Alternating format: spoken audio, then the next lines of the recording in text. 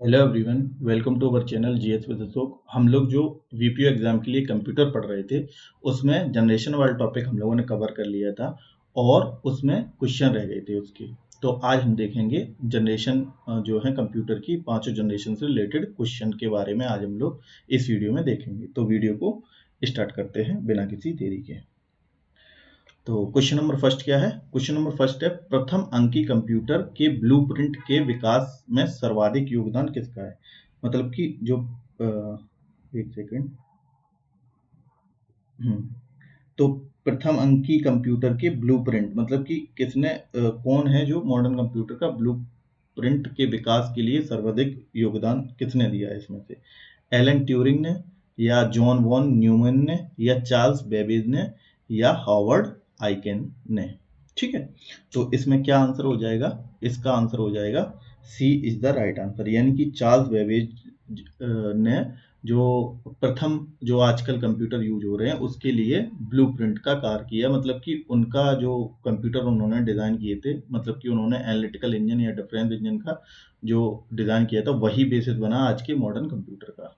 Okay, तो वो as a blueprint की तरह यूज किए गए। तो सर्वाधिक योगदान किसका था इसमें? Charles Babbage. और चार्ल्स बेबेज के बारे में अगर हम लोग देखें तो चार्ल्स बेबेज को क्या कहते हैं? तभी father of modern computer, father of father of computer. तभी इन्हें क्या कहते हैं? फादर ऑफ कंप्यूटर कहते हैं, मॉडर्न कंप्यूटर नहीं, फादर ऑफ कंप्यूटर। ओके, और इन्होंने क्या किया था? इन्होंने डिफरेंस इंजन और एंटिकल इंजन का आविष्कार किया था। डिफरेंस इंजन और एनालिटिकल इंजन का आविष्कार किया था। ओके, और उसी के आधार पर आज जो वर्तमान कंप्यूटर है वो उसके लिए ब्लूप्रिंट का कार्य किया। तो इसका आंसर क्या हो जाएगा? C is the right answer. फिर नेक्स्ट क्वेश्चन देखते हैं, निम्नलिखित में से कौन सा प्रथम पीढ़ी के कंप्यूटर का उदाहरण नहीं है? तो हम लोगों ने देखा था कि फर्स्ट जनरेशन में कौन कौन से जो कंप्यूटर हैं जिनका विकास हुआ था। ओके, तो एनिएक था, एडवेक था और यूनिवेक। मतलब कि ये तीनों जो है फर्स्ट जनरेशन के कंप्यूटर हैं जो कि क्या है? ये वैक्यूम ट्यूब आधारित है। ठीक है, वैक्यूम ट्यूब बेसिस हैं। ओके, तो इसका आंसर क्या हो जाएगा? डी, क्योंकि इसमें नहीं पूछ रहा है, ये फर्स्ट जनरेशन का कंप्यूटर नहीं है। IBM 360, IBM 360 जो है वो किसका है? सेकेंड जनरेशन का कंप्यूटर है। ठीक है, और फर्स्ट जनरेशन का अगर टाइम पीरियड देखें तो 1944 से 1955 तक हो सकता है, या 1941 से 1955, और सेकंड जनरेशन 1956 से 1961। ओके, ये सेकंड जनरेशन का टाइम पीरियड है। और सेकंड जनरेशन के जो कंप्यूटर थे वो किस पे बेसिस थे? ट्रांजिस्टर पर बेस्ड थे। तो इसका आंसर क्या हो जाएगा? D is the right answer. Okay, next देखते हैं क्वेश्चन।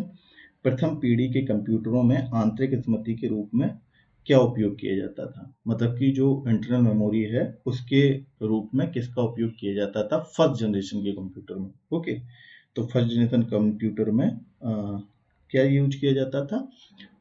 हम लोगों ने देखा था मैग्नेटिक ड्रम या मैग्नेटिक टेप का यूज फर्स्ट जनरेशन में इंटरनल मेमोरी के रूप में यूज किया जाता था। ठीक है, मैग्नेटिक ड्रम, ओके, या टेप, और जो कि स्टोरेज के रूप में यूज किया जाता है, इंटरनल स्टोरेज के रूप में। ओके, नेक्स्ट देखते हैं क्वेश्चन। नेक्स्ट है, फर्स्ट जनरेशन के कंप्यूटरों में प्रोग्रामिंग किस भाषा की थी? पहली जनरेशन में कौन सी प्रोग्रामिंग लैंग्वेज थी? तो हम लोगों ने ये पढ़ा है, पहली जनरेशन में मशीन लैंग्वेज जो है प्रोग्रामिंग लैंग्वेज थी, और जो केवल किस पर? बाइनरी पर बेस्ड थी। बाइनरी कोड में लिखी जाती थी, बाइनरी कोड में लिखी जाती थी या इस पर बेस्ड थी। Okay, machine language. और असेंबली लैंग्वेज जो है वो सेकेंड जनरेशन में यूज हुई थी। तो इसका आंसर क्या हो जाएगा? C is the right answer. Okay, next देखते हैं। नेक्स्ट क्वेश्चन, भारत में सुपर कंप्यूटर विकास के लिए किस संस्थान की स्थापना की गई? सुपर कंप्यूटर के लिए किस संस्थान की स्थापना की गई? ओके, तो इसका आंसर हो जाएगा सी डेक। सी डेक मतलब कि centre for developing of advance computing, centre for development of advance computing. इसका फुल फॉर्म क्या है? सेंटर फॉर डेवलपमेंट, ये फुल फॉर्म भी आपको याद रखनी है, development of advance computing. Okay, और इसका हेडक्वार्टर कहाँ है? महाराष्ट्र में एक शहर है पुणे में। ठीक है, महाराष्ट्र के पुणे में इसका हेडक्वार्टर है। और इसकी स्थापना जो है कब हुई थी? 1988 में। ठीक है, 1988 में इसकी स्थापना हुई थी, ये भी आपको याद रखना है। ओके, तो सीडेक पुणे। और अगर इसरो हमारी स्पेस एजेंसी है, इंडियन स्पेस रिसर्च ऑर्गेनाइजेशन, जिसकी स्थापना अगर देखी जाए तो 15 अगस्त 1969 को हुई थी और इसका हेडक्वार्टर बेंगलुरु में है, कर्नाटका के बेंगलुरु में है। ओके, और डीआरडीओ है 1958 में हुई थी इसकी स्थापना। और defence research and development organisation, ये अपनी डिफेंस इक्विपमेंट को बनाता है। ओके, और बार्क का फुल फॉर्म अगर पूछा जाए तो बार्क है, जिसका हेडक्वार्टर भी कहाँ पे? मुंबई में है। और भाभा एटॉमिक रिसर्च कॉर्पोरेशन, ये क्या है? बार्क का फुल फॉर्म है। तो इसका आंसर तो क्या हो जाएगा? C DAC. ओके, उसके बाद 6 क्वेश्चन क्या है? प्रथम पीढ़ी के कंप्यूटर में किस तकनीकी पर आधारित थे? मतलब कि पहली श्रेणी के जो कंप्यूटर थे वो किस टेक्निक पर बेसिस थे? तो इसमें क्या ऑप्शन हो जाएगा? ट्रांजिस्टर, वैक्यूम ट्यूब, और ट्रांजिस्टर या वैक्यूम ट्यूब या माइक्रो प्रोसेसर या आईसी चिप। ठीक है, तो ये तो 4th generation computer micro processor based थे। ट्रांजिस्टर जो थे वो 2nd जनरेशन वाले थे, और 1st जनरेशन वाले थे वैक्यूम ट्यूब पर आधारित। ओके, तो इसका आंसर क्या हो जाएगा? B is the right answer. Okay, vacuum tube पर बेसिस थे 1st जनरेशन के कंप्यूटर। तो अब नेक्स्ट क्वेश्चन देखते हैं। विश्व कंप्यूटर साक्षरता दिवस, यानी कि world computer literacy day, world computer literacy day कब मनाया जाता है? तो ये मनाया जाता है दिसंबर के महीने में, 2 दिसंबर। ओके, 2 दिसंबर को क्या मनाया जाता है? World computer literacy day.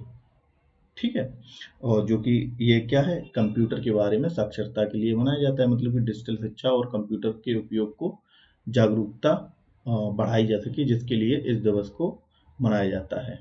ठीक है, और ये शुरू कब किया गया था? ये 2001 में NIIT द्वारा शुरू किया था। ठीक है, नेक्स्ट क्वेश्चन देखते हैं। पंच कार्ड का उपयोग किस पीढ़ी के सुपर कंप्यूटर में किया गया? अब पंच कार्ड का उपयोग किस पीढ़ी के सुपर कंप्यूटर में किया गया था? तो हम लोगों ने देखा था कि पंच कार्ड का जो उपयोग है वो प्रथम पीढ़ी में कंप्यूटर में डेटा इनपुट स्टोरेज के रूप में किया गया था। ठीक है, तो प्रथम पीढ़ी के कंप्यूटर में डेटा इनपुट और स्टोरेज के लिए पंच कार्ड का उपयोग किया जाता था। तो इसका आंसर क्या हो जाएगा? ए इज द राइट आंसर। और पंच कार्ड के बारे में अगर बात करें तो हम लोगों ने देखा था, पिक्चर भी देखी थी, इसमें क्या था? पंच कार्ड में छोटे छोटे छेद होते हैं, जो कि जिन्हें पढ़कर क्या किया जाता है? कंप्यूटर में डेटा, कंप्यूटर जो है उस डेटा को प्रोसेस करता है। तो ए इज द राइट आंसर।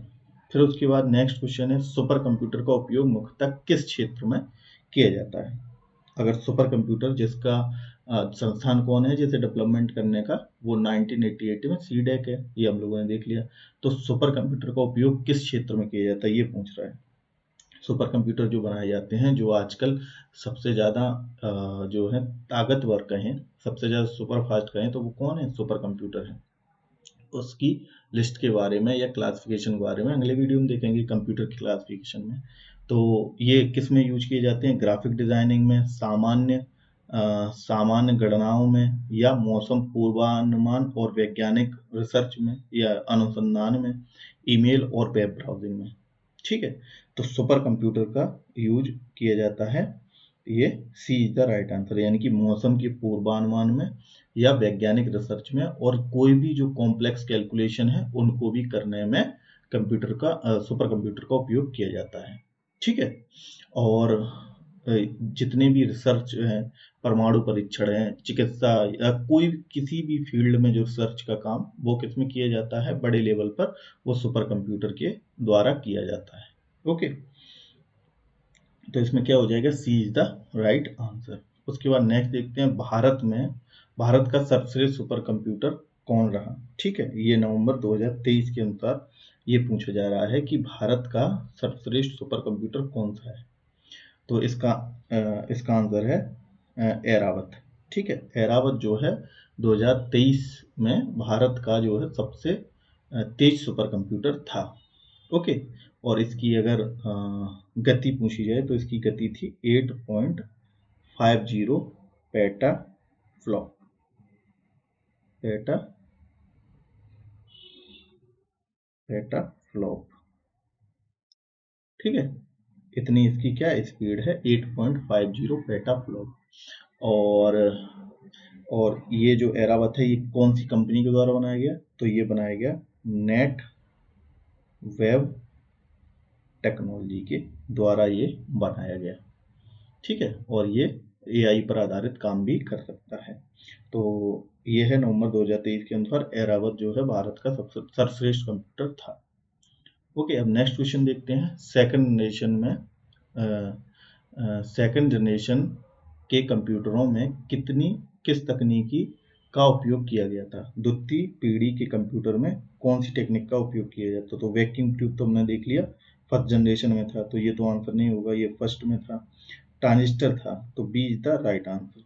तो बी इसका जो है वो सही उत्तर हो जाएगा। ठीक है, तो सेकंड पीढ़ी में जो है वो किसका उपयोग किया गया, ट्रांजिस्टर का यूज किया गया, किसके स्थान पर, वैक्यूम ट्यूब के स्थान पर। और ट्रांजिस्टर क्या थे, अब ये वैक्यूम ट्यूब बड़े थे और ट्रांजिस्टर जो है वो आकार में छोटे और अधिक रिलायबल और कम बिजली खपत करने वाले थे।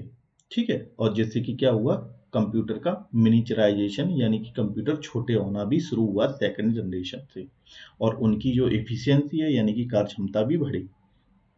तो B is the right answer. अब देखते हैं सेकंड जनरेशन मतलब कि द्वितीय पीढ़ी के कंप्यूटरों में विकसित हाई लेवल लैंग्वेज कौन सी थी। तो अब पहली पीढ़ी में हम लोगों ने देख लिया कि हम लोगों ने देखा कि पहली पीढ़ी में हम लोगों ने असेंबली लैंग्वेज का जो है मशीन लैंग्वेज का उपयोग किया जो 0 1 पे कोडेड थी। फिर उसके बाद सेकंड जनरेशन में हम लोगों ने क्या किया कि असेंबली लैंग्वेज का उपयोग किया, जिसमें कि हम लोगों ने कोबॉल और फोर्टेन का यूज किया था। तो C is the right answer.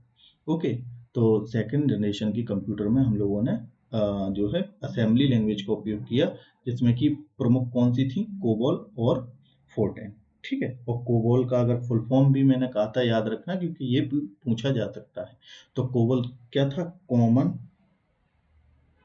Common business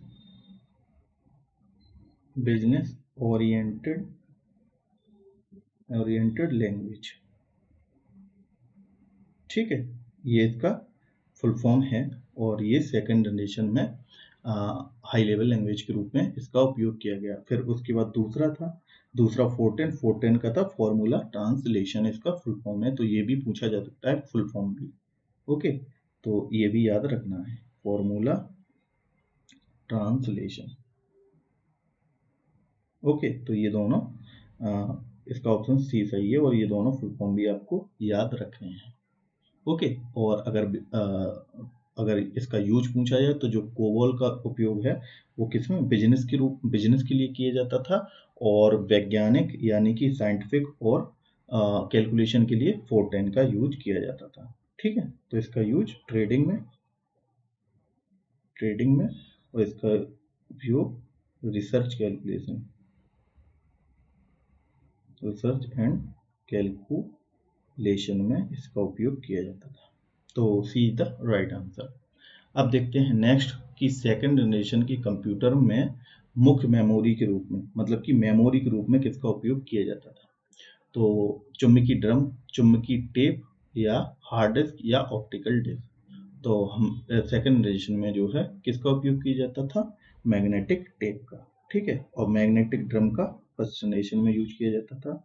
hard disk ये फोर्थ जनरेशन में, ऑप्टिकल डिस्क।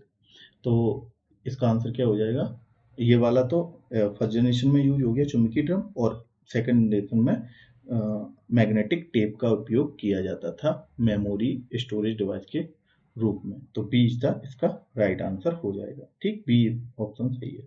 फिर थर्ड जनरेशन के कंप्यूटरों में किस टेक्निक का उपयोग किया जाता था, तो थर्ड जनरेशन में हम लोगों ने पढ़ा था कि आईसी, यानी कि C is the right answer. IC का उपयोग यानी कि इंटीग्रेटेड सर्किट का उपयोग जो है वो किया जाता था। ओके, एक सेकंड। फिर उस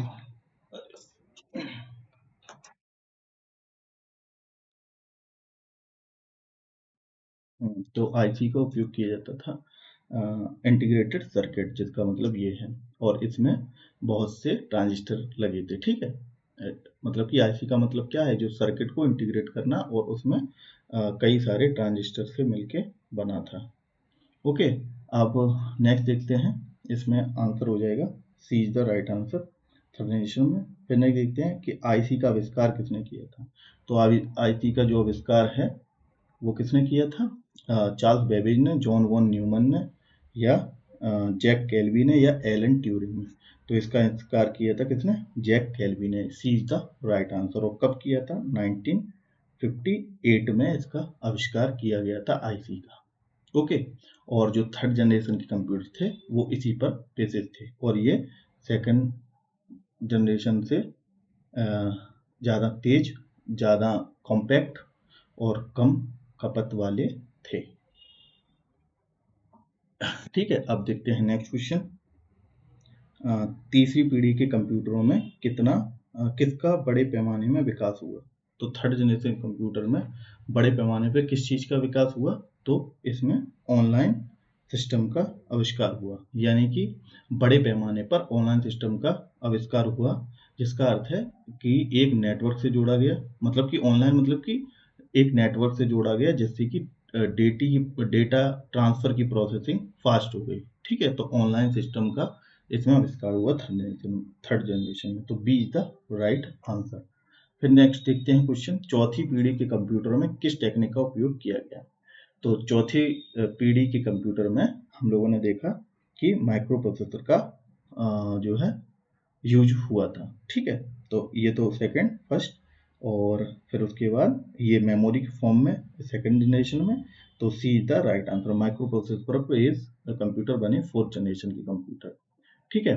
और माइक्रो प्रोसेसर क्या है, एक सिंगल बेस, जैसे कि आईसी का भी मॉडिफाइड वर्जन क्या था, ये माइक्रो प्रोसेसर, क्योंकि माइक्रो प्रोसेसर के अंदर एक सिंगल चिप में लाखों ट्रांजिस्टर को समाहित किया जा सकता है, जिससे कि कंप्यूटर पूरे कंप्यूटर का मुख्य प्रोसेसिंग यूनिट होता है, ठीक है। तो क्या हो गया, माइक्रो प्रोसेसर क्या है, बहुत ही कॉम्पैक्ट और बहुत ही फास्ट और बहुत ही ज़्यादा क्षमता वाला कंप्यूटर बना फोर्थ जनरेशन में, जो कि आज की पीढ़ी में जो कंप्यूटर हैं वो फोर्थ जनरेशन पर बेस्ड हैं।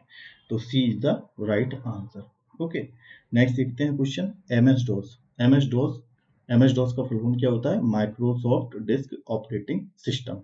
तो ये पहली बार किस पीढ़ी के कंप्यूटरों में उपयोग हुआ।